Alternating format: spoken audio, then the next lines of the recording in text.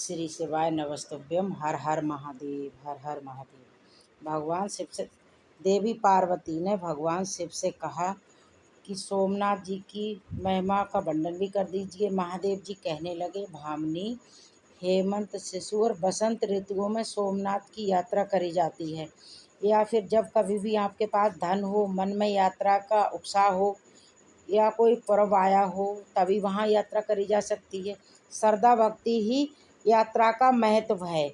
और कोई नियम लेकर मन ही मन भगवान शिव को प्रणाम करे, फिर विधि पूर्वक अपने गांव की परिक्रमा करे। इसके बाद मैं और अगर चित्त होकर पर इंद्रियों को बस में करते हुए यात्रा को निकले। काम, क्रोध, लोभ, मोह, ईर्ष्या मार्ग से और चपलता का त्याग करके मनुष्यों को वहाँ की यात्रा करनी चाहिए। तीर्थ यात्रा में यज्ञ से भी बढ़ के पुण्य होता है। महादेवी सोमनाथ जी की यात्रा दूसरे किसी सुगमता से स्वर्गलोक की प्राप्ति नहीं होती। जो मनुष्य पवित्र श्रद्धा भाव से युक्त होकर सोमेश्वर की यात्रा करते हैं, वे मनुष्य कलयुग में धन्य हैं। जैसे समुद्र के धनांश कोई जलाशय नहीं है, वैसे ही प्रभार क्षेत्र के सिवा कोई अन्य तीर्थ नहीं है। जिसके हाथ, पैर और मन भली भांति वश में है, जो विद्या, तत्व और कीर्ति से युक्त हो, वो तीर्थ के फल का भाग्य होता है। जो नियम से रहे, नियमित भोजन करे, स्नान और जप में तत्पर रहे और व्रत और उपवास करे, वो तीर्थ का फल के पुण्य का भागी होता है। जो क्रोध रहित, सत्यवादी, देवतापूर्वक व्रत का पालन करने वाला, संपूर्ण प्राणियों के आत्मभार रखने वाला है, वो तीर्थ के फल का भाग्य होता है। जो दरिद्र और धनहीन मनुष्य तीर्थ यात्रा में तत्पर होते हैं, उन्हें विशेष नियमों के बिना ही यज्ञ की प्राप्ति हो जाती है। सभी वर्णों और आश्रमों के लोगों को तीर्थ यात्रा फल देने वाली है। जो दूसरे किसी कार्य से तीर्थ नहीं जाते और वहाँ स्नान करता है, उसके लिए मुनियों ने स्नान के आदि फल की प्राप्ति बताई है। इसलिए अपने पैदल तीर्थ यात्रा करने के लिए उत्तम फल माना गया है। किसी सवारी से यात्रा करने से तीर्थ में स्नान मात्र का ही फल मिलता है, यात्रा का नहीं। देवी, जो मनुष्य अपने ही धन और अपने ही पैरों से तीर्थ यात्रा संपन्न करते हैं, उन्हें चौगुने पुण्य की प्राप्ति होती है। इंद्रियों को वश में रखते हुए, भिक्षा में मिले हुए भोजन मिले हुए तीर्थ यात्रा करते हैं, वो 10 गुना पुण्य फल प्राप्त करते हैं। छाता और जूता धारण ना करके भिक्षा में मिले हुए भोजन और इंद्रियों को संयम पूर्वक तीर्थ यात्रा करने वाला ब्राह्मण भयंकर से भयंकर पापों से मुक्त हो जाता है। दान ग्रहण न करने से मनुष्य की यात्रा 10 गुना पुण्य देने वाली है। जो ब्राह्मण लोग बस क्षेत्र में दान की रुचि रखता है, उससे दूषित हृदय वाले के ना लोक सुखत होता है, न परलोक सुखत होता है।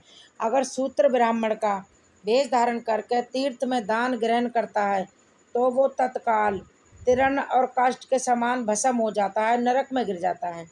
इसलिए और तो बात ही क्या है, ब्राह्मणों को भी थोड़ा प्रतिग्रह नहीं स्वीकार करना चाहिए। तीर्थ 2 प्रकार के होते हैं, कृत और अकृत। जो सुखी भाषिस अपने ही धन और अपने ही पैरों से यात्रा करते हैं, किसी सवारियों का प्रयोग नहीं करते और अपने ही धन उत्तम भाव रखता है, और वही इन दोनों प्रकार के तीर्थों का संपूर्ण फल प्राप्त कर सकते हैं। जो मनुष्य दूसरे के अन्न से जीविका चलाते हुए यात्रा करता है, वो इस तीर्थ यात्रा के संपूर्ण फल का 16वां भाग प्राप्त होता है।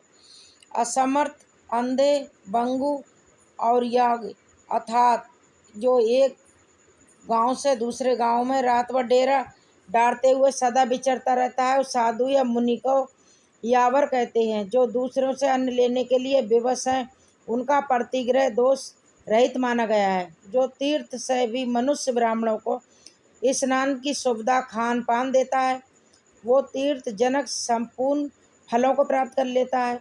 इष्ट देव, गुरु और माता पिता सोचानुसार पुण्य प्रदान पुरुष 8 गुने फल का भागीदार होता है। स्नान, दान, तप, होम, स्वाध्याय, देव पूजा आदि पुण्य कर्म का ही पाप कर्म का नहीं। तीर्थ में जाके पिता माता भाई सोहैत गुरु जिसके उद्देश्य सभी मनुष्य गोता लगाता है, वो इस तीर्थ स्नान के द्वादश प्राप्त कर लेता है। इसलिए वेद के बल का भरोसा करके प्रतिग्रह अथवा दान लेने में कभी रुचि न रखें। वेद बेचने वाले पुरुष का स्पर्श करने वाले का स्थान करने वाले का ही विधान है। राजा के दरबार में और विशेषताएं हैं। तीर्थ और वेदों को कभी नहीं बेचना चाहिए। जो तीर्थ सेवी ब्राह्मण देने पर भी दान न ले, उन्हें वास्तव में तीर्थकर्ता अपने पूर्वजों को भी कृतार्थ कर देता है। कहीं और करा हुआ पाप भी तीर्थ में छीन हो जाता है, लेकिन तीर्थ में आकर किया हुआ पार अन्य स्थानों में भी कभी नष्ट नहीं होता। तीर्थ सेवन करने वाला जो ब्राह्मण अत्यंत कलेश गिलेश होने वाला कभी दान नहीं लेता, सदा सत्य बोलता है, अपने मन को संयम में रखकर ध्यानस्थ रहता है, उसी के लिए तीर्थ उपकारक होता है। सतयुग में पिसुर,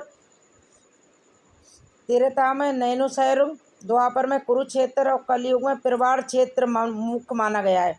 एक मनुष्य सहस्त्र युगों तक एक पैर से खड़ा होकर तपस्या करता है, दूसरा केवल प्रवास तीर्थ की यात्रा करता है। ऐसे में दोनों का फल एक समान है। प्रवास तीर्थ में पहुँच गए मनुष्य सवारी छोड़ दे और अपने ही पैरों से पैदल चले, नाचते हंसते गाते कीर्तन करते हुए सोमेश्वर देव के समीप जाए। वहाँ सबसे पहले जटाजूटधारी भगवान शिव का दर्शन करें। सोमनाथ जी के सम्मुख स्थित हुए उस पुरुष को देखकर पितृ सदैव संतुष्ट होते हैं। पितामह हर्ष ध्वनि करते हैं और कहते हैं, हमारे वंश का सपुत्र हमें तारने के लिए आया है। सोमनाथ जी के समीप जाकर पहले कुछ और कराए, तीर्थ में उपवास करे। गंगा जी के समान कोई तीर्थ नहीं है, कृष्ण के समाप्त कोई गति नहीं है, गायत्री के समान कोई जपने मंत्र नहीं है, यह हृति के होम नहीं है, और तीर्थ में उपवास करने से बढ़कर कोई ऐसा उपाय नहीं है जो पापियों के सब पापों को शांत करने वाला तथा सब पुरुषों को उनके मनोरथों को देने वाला हो। देव स्थान में उपवास करने का विशेष ध्यान उपयासी ब्राह्मणों का शेष तप कहा गया है। छठे समय भोजन करना सूत्रों के लिए मान तप है। वन शंकरों के लिए एक दिन का उपवास ही श्रेष्ठ तप है। अगर सूत्र छठे काल से उपवास करें अर्थात वही 3 दिन से अधिक तक बिना भोजन करिए तप करते रहें तो राष्ट्र की हानि होती है। राजा के लिए मान सूत्र को चाहिए कि वह कुसा ना उखाड़े, कपिला गऊ का दूध ना पिए, पीपल के पत्ते पे भोजन ना करे और यज्ञ का क्रोडास न खाए। सूत्र के कर्म केवल देवता आदि को नमस्कार करने से ही सिद्ध हो जाते हैं। मंत्री युक्त प्रार्थना की कोई आवश्यकता ही नहीं रहती। सूत्र के लिए जिन कर्मों का निषेध किया गया है, अगर वो उन करता है तो वो अपने पितरों के साथ घोर नरक में डूब जाता है। जिसने अपने 11 इंद्रियों को वश में कर लिया है वही तीर्थ का फल पाता है। दूसरे आय जितेंद्रिय मनुष्य, जो मनुष्य तीर्थ में ही पितरों का श्राद्ध स्नान करता है तथा सब प्राणियों के हित में संग्रह रहता है, वही तीर्थ के पुण्य फल को प्राप्त करता है। जो पाखंडी लोभी और परस्तारी परायण करके तीर्थ यात्रा करता है वो सिर्फ पाप का ही भागी होता है। महादेवी, ऐसा जानकर मनुष्य विधि पूर्वक तीर्थ यात्रा करें।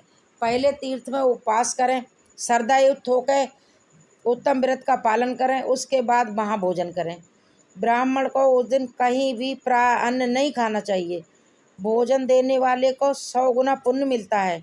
इसलिए व्रती तीर्थयात्री और विशेषता विधवा को चाहिए कि वो तीर्थ में उपवास करे और दूसरे को अन्न दे। परायण भोजन करने से जिसका अन्न खाया जाता है उसको पुण्य फल मिलता है। अब मैं विधवा स्त्री के लिए तीर्थ यात्रा की विधि बताता हूँ। विधवा को उचित है कि वो रोली, चंदन, पान, कुसुम माला, रंगीन वस्त्र, सैया आदि बिछावन, अशिष्ट मनुष्य से वार्तालाप, 2 बार भोजन पर पुरुष की ओर देखना और हंसना छोड़ दे, जोर जोर से बोलना, जूते पहनना, नित्य गीत का त्याग कर दे, केस रखना, आँखों में काजल लगाना, उपटर लगवाना, उल्टा स्त्रियों से बात करना, पंडिताई दिखाना छोड़ दे। यति, ब्रह्मचारी और विधवा इन 30 स्थान श्वेत वस्त्र धारण करें। सतयुग में तप तमय है, त्रेता में ध्यान, द्वापर में यज्ञ और त्रेता में केवल दान धर्म श्रेष्ठ बताए गए हैं। मुनि लोग प्रभास में पहुँच गए चांद्रायण आदि तप करते हैं। दूसरे लोग कलयुग में प्रवास क्षेत्र में जाकर ब्राह्मणों को विधि पूर्वक दान देते हैं, किंतु वे उस दान से ही तपस्या का फल पा लेते हैं। धान, रतन, गुड़, सोन, तिल, रुई, शक्कर, घी, नमक और चाबी। 10 धान्य पर्वत, रत्ने पर्वत आदि रूप से इन वस्तुओं को पर्वत ढेरी का दान करना चाहिए। गुड़, घी, दही, मधु, जल, रुई, तिल, कंबल, रतन और नमक 10 प्रकार की वस्तुएं धैनु मानी गई हैं। इनकी धैनु का दान किया जाता है। इन दानों में से कोई न कोई एक दान विधि तीर्थों में अवश्य करना चाहिए। महादेवी सरस्वती समुद्र संगम में विद्यमान ब्राह्मण के लिए गृहस्थ होगी वस्तु दान करनी चाहिए। वो बहुत थोड़ा थोड़ा ब्राह्मणों को प्रिय वस्तुओं को दान करना चाहिए। जिस तीर्थ में शिवलिंग तथा निर्मल जल वाला जलाशय हो वहाँ पहले अग्निहोत्री करके दान देना चाहिए। प्रत्येक तीर्थ में देवताओं और पितरों का दर्पण, श्राद्ध, दक्षिणा सहित दान गोदान करना चाहिए। ये आवश्यक विधि है। देवताओं को स्नान करा कर चंदन लगाएं और फिर उनकी पूजा करें और उनकी भक्ति पूजन लोभन करें। देव मंदिर में चूना लगा कर उसे सफ़ेद करें। अगर मंदिर पुराना हो गया हो तो उसका जल उद्धार कराएं। देव सेवा के लिए फुलवारी लगाएं, निर्मल जल का कुआं बनवाएं और वन उपवन का निर्माण कराएं। ब्राह्मणों को पर्चे दान दें और देव पूजन करें। सर्वत्र देव यात्रा के लिए यह विधि नियति कही गई है। वैसे तो तीर्थ में महादान और मध्य में मंदिर सोने का दान करें। गौदान तो सभी तीर्थों में करने योग्य है। इस प्रकार भक्ति पूर्वक दान करके अपने जन्म का फल प्राप्त कर लेता है। पार्वती जी ने पूछा, प्रभु जो मनुष्य प्रभार क्षेत्र में आकर भी भक्ति, दान, स्नान और मंत्र से हीन है तो उन्हें फिर क्या फल मिलता है, ये भी बताइए। महादेव जी कहने लगे, देवी धनी हो या निर्धन हो, मंत्राहेग हो या मंत्र रहित हो, जो प्रभास में मृत्यु को प्राप्त होते हैं वो सभी शिवलोक को जाते हैं। प्रिय, जो मंत्रहीन और निर्धन मनुष्य वहाँ देह त्याग करते हैं उन्हें मैं एक बड़ा भारी विमान देता हूँ।